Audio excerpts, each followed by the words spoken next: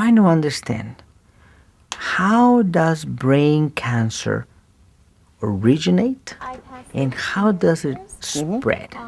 To answer those questions, Dr. Q and his research team are looking at neural stem cells, which are taken from human brain tissue.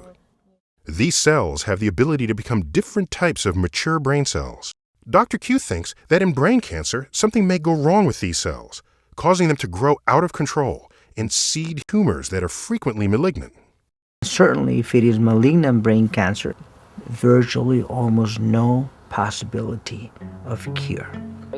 If these cells are growing out of control, and if Dr. Q and his team can determine why, then maybe one day they'll be able to stop or reverse the process, transforming brain cancer from a deadly disease to a chronic but manageable condition. We are at the forefront of understanding human tissue, human cells. It's hard to get human brain tissue to study, especially tissue from living patients. But Dr. Q has a special connection. Turns out, he has a close relationship with one of the country's top brain surgeons here at Johns Hopkins, Dr. Alfredo Quiñones Hinojosa.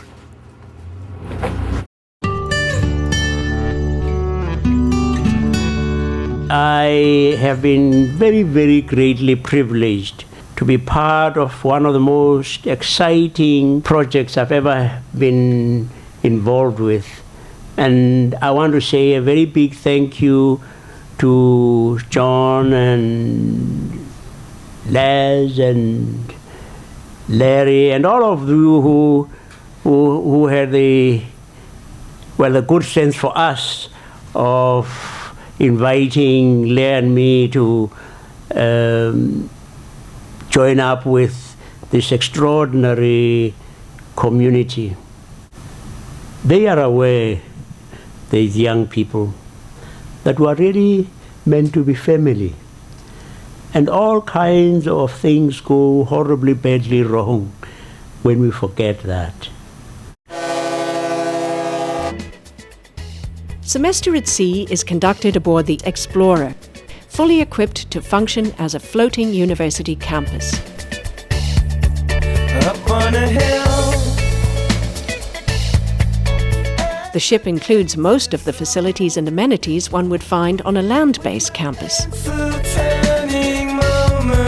The ship and the community that develops each semester is a central part of the Semester at Sea experience.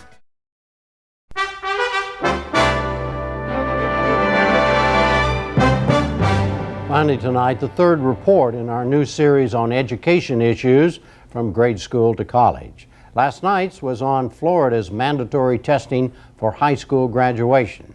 Tonight, the gender gap on college campuses. Lee Hochberg of Oregon Public Broadcasting has the story. The Seattle University basketball team took its lumps recently from the University of Alaska team. But Seattle U was interested in more than just wins and losses. The school had moved to a higher division in NCAA athletic competition in an attempt to lure more male students to campus. Mike McCune is director of admissions. There's a certain amount of identification with the athletic program.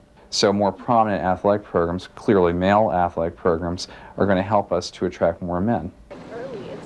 At Seattle U, a private Jesuit college, women make up 61% of the undergraduate student body.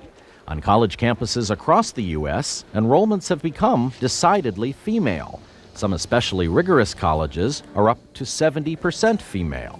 McCune says the gender gap reflects a serious problem with young men. Nearly everything about R.V. Smith is big. To start with, he stands 6'5". His laugh is deep and big. He wears big jewelry.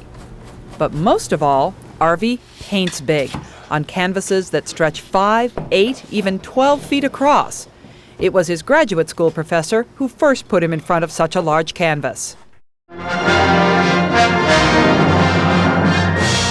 The Phantom Menace is set 30 years or so before the original, but as this scene shows us, the film is light years ahead in special effects. To see how it's done, we went to Downstream, a Portland production company which specializes in creating the same type of eye-popping visuals you'll see in Star Wars Episode 1. Anything you can imagine, we can make it happen.